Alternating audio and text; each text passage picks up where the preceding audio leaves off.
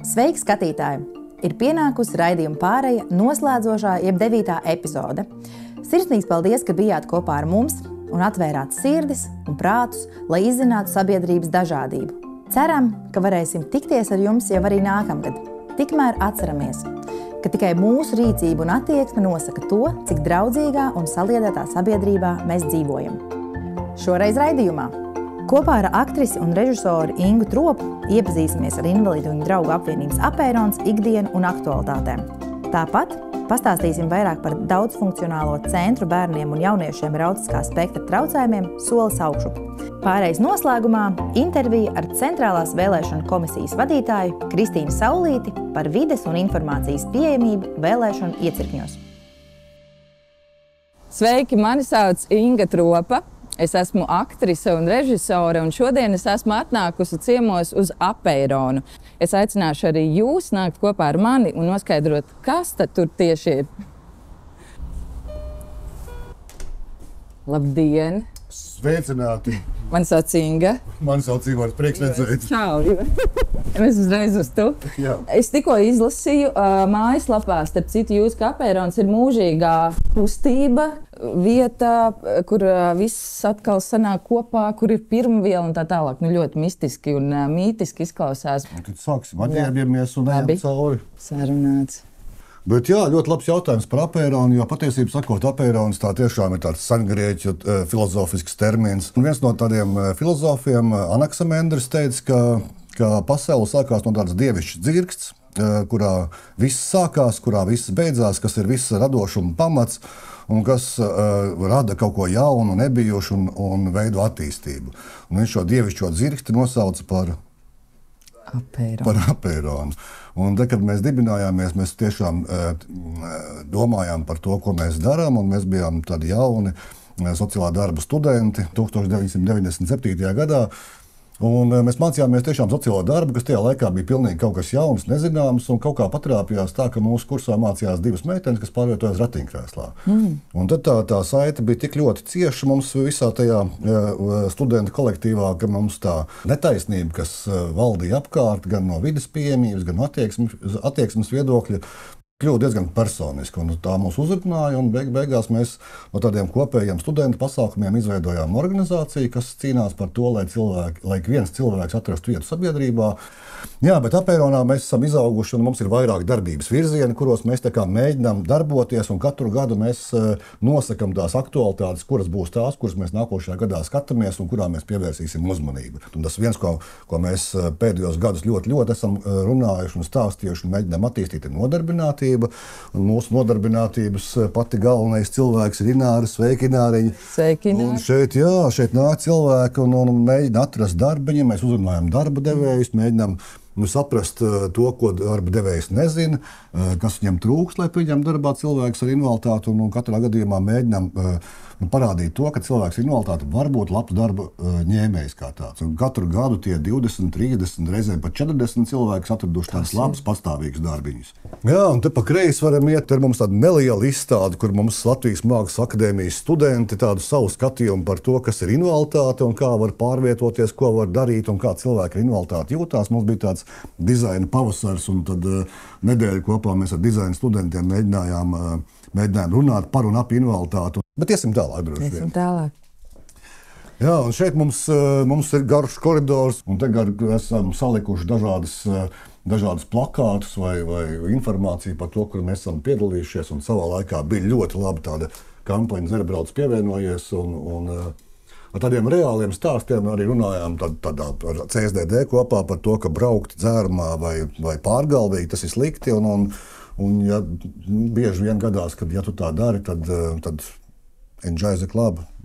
Var rakstīt iesniegumu uz Apēronu vai uz kādu organizāciju un kļūst par mūsu biedri, jo tas rezultāts diezgan bēdīgs bieži vien ir. Tāpēc atkal vajag sabiedrību izglītot, un tad mēs pamazām virzamies uz universālā dizaina un sabiedrības izglītošanas departamentu, un te ir mani kolēģi Jurģis, kurš ir vadošais vides pieejamības eksperts Latvijā, un tiešām ir visu zina par to, kā pieejamu vidi veidot, taisīt, attīstīt, par to, kas tad ir īstais universālais dizains. Jurģi, kas ir universālais dizains? Jā, kas tas ir? Tā ir dizaina domāšana, kur galvenais objekts ir cilvēks. Pirms tam nav cilvēks kā galvenais, ir kaut kas cits kā galvenais?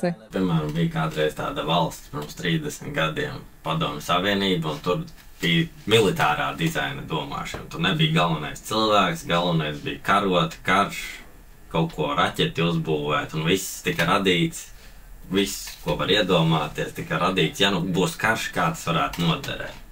Universālais dizains attiecīgi ir galvenais ir cilvēks un kā cilvēkam būs ērti. Vai viņš jutīsies droši, vai viņš visu sapratīs, vai viņš visur tiks, vai viņam viss būs pieejams. Darbs te pietiks, man liekas, vēl 100 gadiem.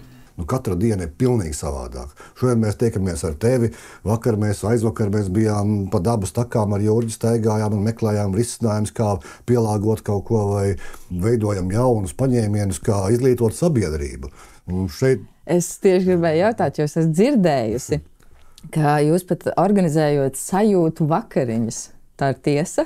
Es tādās neesmu bijusi. Kas tas ir? Kas tas ir? Mums šeit ir sabiedrības izglītošanas meteorīts, kas pilnīgi jaunu dirksti, jebkurā vietā parāda un spēj darīt lietas, kas ir pilnīgi apbrīnojamas. Un, Liena, kas ir sajūtu vakariņas? Jā, sajūtu vakariņas principā ir tāds tā kā 3 līdz 4 stundu garš pasākums, kurā cilvēki var iejusties dažādu cilvēku invaliditātes sajūtās.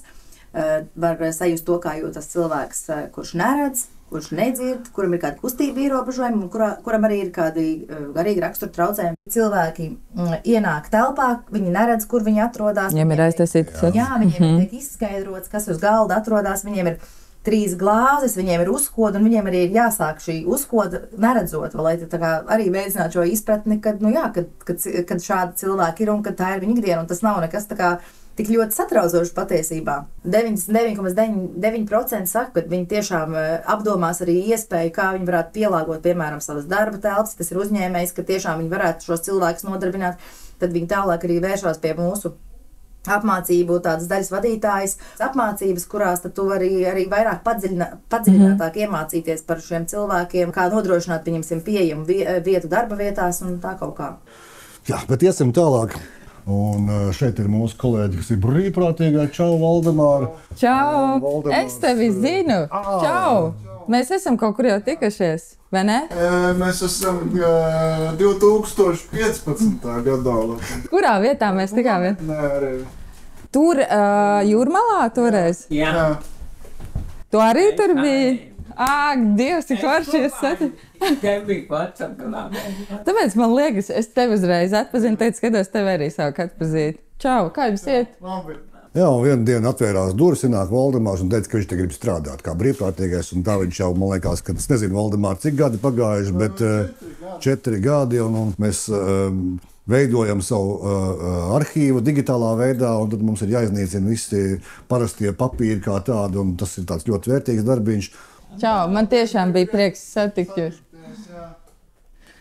Lūk, un tad viens no tādiem pamatlietām, ko mēs esam attīstījuši, mums ir atbalsta pakalpojumi vecākiem, kuriem bērniņi ar smagu un ļoti smagu invaliditāti. Un tad Dats ir tā, kas ir atbildīgā par to jauno programmu, un Ņina savukārt jau no, man liekas, 2008. gada šo programmu ar ziedotāju palīdzību visu laiku ir veidojusi, attīstījusi arī, un vecākiem tādu kā auklītes pakalpojumu vai cilvēku pakalpojumu, kurš tev ir blakus un palīdz, nezinu, ar bērnu pieskatīt, un tad vismaz tev ir laiks uzkrāsoties, aiziet kaut kur, vai pabūt ar sevi, vai ar savu vīru kopā, vai vienkārši kaut kur pašai atrast laiku priekš sevis. Mums Latvijā ir daudz tādu ģimeņu, kuriem ir vajadzīga šāda te palīdzība. Es domāju, ka pietiekoši daudz, jā. Šobrīd mēs šo pakalpojumu nodrošinām Rīgā, Rīgas pašvaldībā, un mēs neesam vienīgi. Tās ir vēl citas 5 organizācijas kopā, kas nodrošina. Tad, ja mums kopā šobrīd ir 40 pāri ģimenes pa visu Rīgu, jau tas ir diezgan liels skaitlis, jā.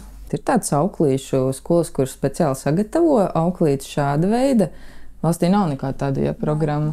Mēs paši nodrošinām apmācības, teiksim tā, vienā pakalpojumā, kur mums ir lielākais stundu skaits jānodrošina, tur mēs paši apmācām.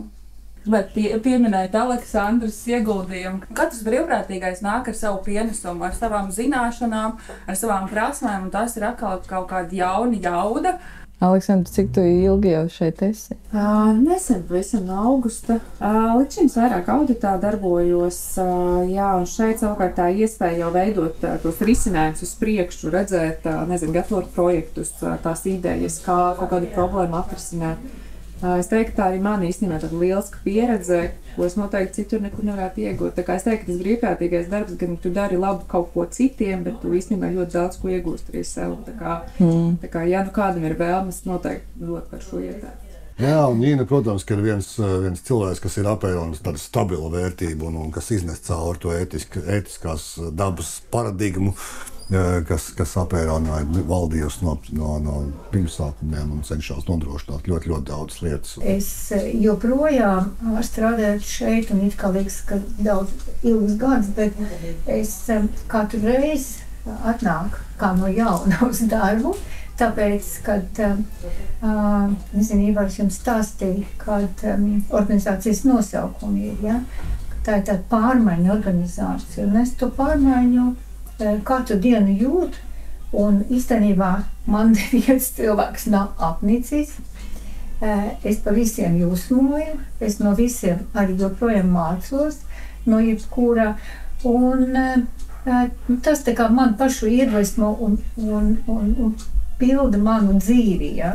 Šo te klausoties visi, es ik pa laikam dzirdu, ka kāds kaut kur sūdzas par to, ka viņam savā darba kolektīvā ir iestājusies krīze, un viņš par nezinu, vai viņš vairs šeit grib, tad man liekas, šī ir īstā vieta, kur nākt un darboties, jo tieši tā nemitīgā kustība, pārmaiņas un tā tālāk, un šādi var iedvesmot, kā arī tu teici, gan sevi, gan citus, gan iedvesmoties no citiem. Man šķiet, ka vienkārši ir jānāk šeit darboties.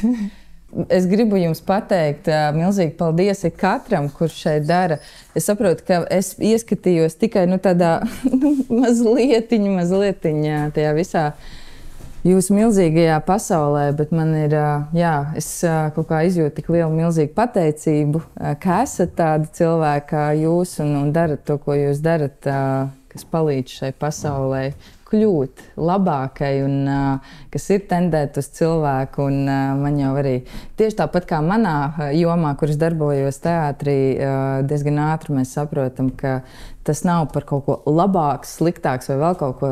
Tieši šī dažādība ir tas krāšņums, kur mēs esam, un mēs no šīs dažādības varam ļoti daudz mācīties un nemitīgi mācīties un augt un pilnveidoties. Paldies tev! Paldies arī jums!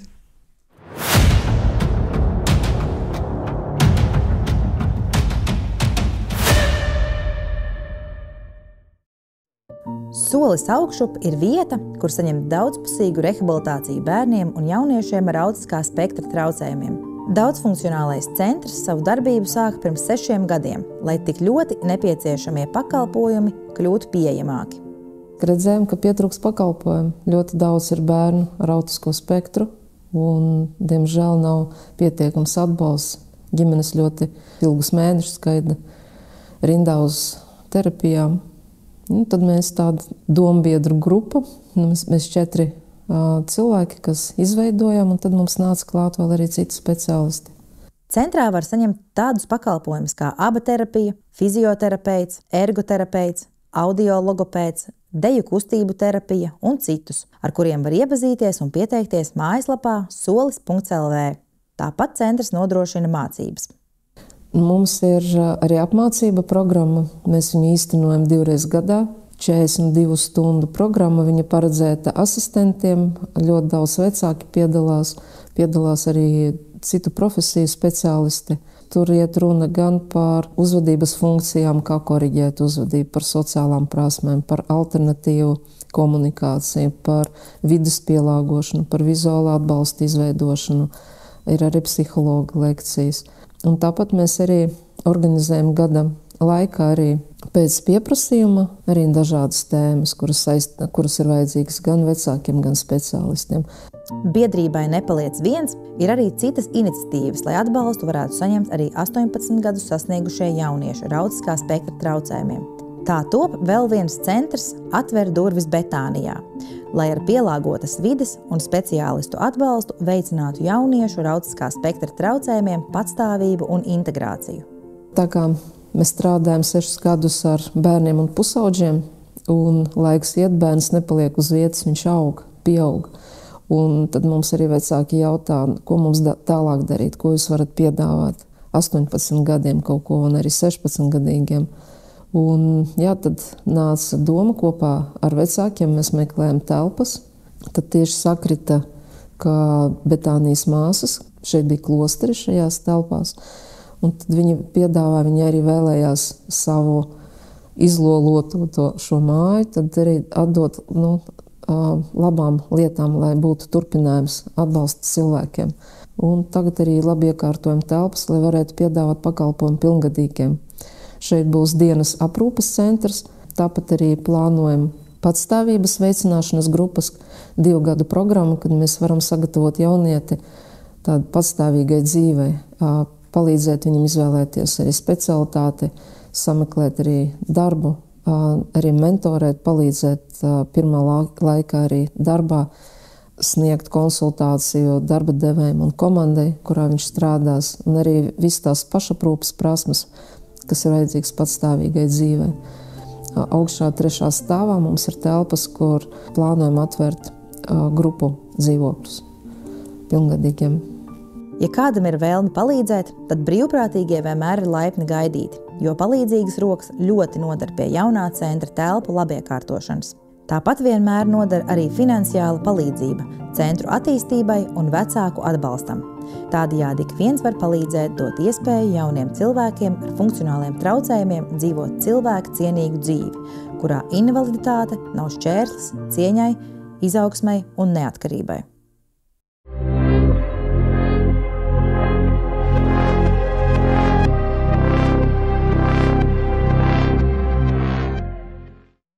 Sveiciens skatītājiem! Šodien pie mums ciemos ir tātad atnākusi Kristīna Saulīte no CVK, jeb Centrālās vēlēšanu komitejas. Komisijas, pareizi, jā. Nu jā, ko tad dara Centrālā vēlēšanu komisija? Mēs esam tā galvenā iestāde, kas koordinē visu vēlēšanu procesu. Vēlēšanās ir iesaistīti ļoti, ļoti daudz cilvēki, ļoti daudz iestādes. Bet droši vien tā redzamākā puse ir tā Centrālā vēlēšanu komisija. Bet es gribētu teikt, ka vissvarīgākā lieta, kas ir vēlētājs. Un pie tā mums ir lai informētu vēlētāju, tā ir viena no mums ļoti svarīgi. Tas ir viens no mums no ļoti svarīgiem uzdevumiem. Kāda šobrīd ir situācija ar vides pieejamību vēlēšanu iecirkņos? Nav ideāla, noteikti, bet es arī teiktu, ka pēdējos gados īpaši manāmi situācija uzlabojās. Mēs arī strādājam ar Labklājības ministriju, lai kopīgi risinātu šīs te pieejamības jautājumus. Mēs nu pat kā esam tikušies ar teju visām pašvaldību komisijām Latvijā, un vides pieejamības jautājums ir bijis viens no jautājumiem, kur mēs esam uzdevuši visiem, par kur mēs esam runājuši. Tad situācija pamazām uzlabojās. Pat ir tādas lietas, kā vienkārši aprunājoties ar komisijām, mēs saprotam, ka varbūt savā laikā, kur ir iecirknis ticis iekārtots, teiksim, 2. stāvā, nav īsti padomāts, ka taču var 1. stāvā arī ierīkot. Un tas uzreiz, mēs vienkārši tādas lietas arī var diezgan vienkārši risināt. Vai tā ir normāla prakse, ka nepieejama iecirkņa dēļ, ja tu gribi novēlēt, bet iecirknis nav pieejams, ir jāpiesaka mājās iepriekš, un pie tevis atnāk, un tu vari novēlēt. Vai šī prakse ir pieļaujama? Nē, tas nav pareizi, ka iecirkņi nav pieejami. Vismaz starplaikā, kamēr mēs cerams, kā valsts kustamies uz to, ka visi iecirkņi būs pieejami, vismaz mēs varam cilvēkus apkalpot mājās. Es zinu, ka tas nav ideāli, bet vismaz mēs neliedzam šo iespēju cilvēkiem nobalsot. Kā zināt, kurā iecirknī jābalso? Vai vēlēšanās būs jāveic iecirkņa maiņa? Nē, iecirkņos ir proti tā lieta, ka vēlētājs varēs, tā doma ir, ka var vēlēt sev tīkamā, pieejamā iecirknī. Mums ir, proti nav piesaistīts pie viena konkrēta iecirkņa. Ko mēs vēlamies darīt arī ir tālāk, un šeit mums bijusi ir tieši konkrēta saruna ar Apēronu arī par vēlēšanu iecirkņu kartes izveidi, kurā skaidri un gaiši ir parādīts, kurš iecirknis ir pieejams, bet arī ne tikai vienkārši pieejams, jo, kā mēs zinām, ir daudz un dažādas vajadzības, bet kartē skaidri tiek norādīts, un līdz ar to vēlētājs pirms tam var pārliecināties un tad doties uz to iecirkni. Kā ir paredzēts, kā ir paredzēts informēt un kā vēlēšanās varēs piedalīties vēlētāji ar dažādām uztveres grūtībām, piemēram, vājredzīgie, neredzīgie, nedzirdīgie un tur.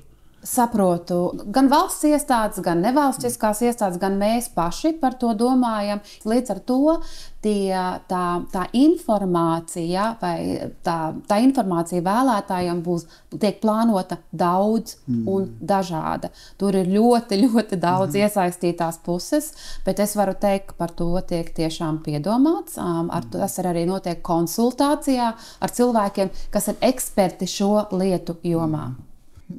Ko darīt ar tiem cilvēkiem, kuri negrib doties uz vēlēšanām, vai nākotnē ir paredzēti kādi sodi vai bonusi, lai motivētu? Es tomēr domāju, ka šai ir jābūt labas gribas lietai. Mums ir iespēja izteikt viedokli, virzot attiecīgos kandidātus par savu nākotni. Tā ir tāda, es teiktu, pat svēta lieta, es atļaušos lietot šo te vārdu. Tamdēļ, manuprāt, nedz sodi, nedz bonusi šeit gan, manuprāt, nebūtu vietā.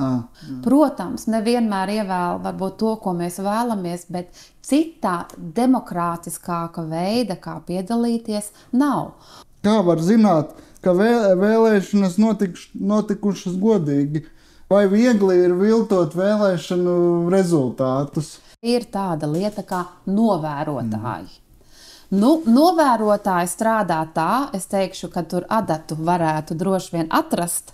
Ja būtu kaut kur istabā nomesta, tad to noteikti atrastu. Vēlēšanas, balsu skaitīšana, viss, kas notiek, tas notiek iecirknī. Un tur tie procesi ir tādi, ka tur pilnīgi ūdens cauri nevar iziet. Labi, paldies par skaidrojumu. Tad kāds tad būtu jūsu novēlējums mūsu raidījumu skatītājiem? Sekot līdzi, interesēties, iesaistīties un iet un vēlēt. Un nenomest savu balsi zemē. Jā. Labi, paldies, kad atnācāt. Bija prieks parunāties, iepazīties. Un sirsnīgs paldies, ka jūs man uzaicinājāt. Par iespēju paldies. Jā. Tā tad arī paldies skatītājiem, mūsu uzticamajiem skatītājiem. Un tad tiekamies atkal nākamajā sezonā. Cerams.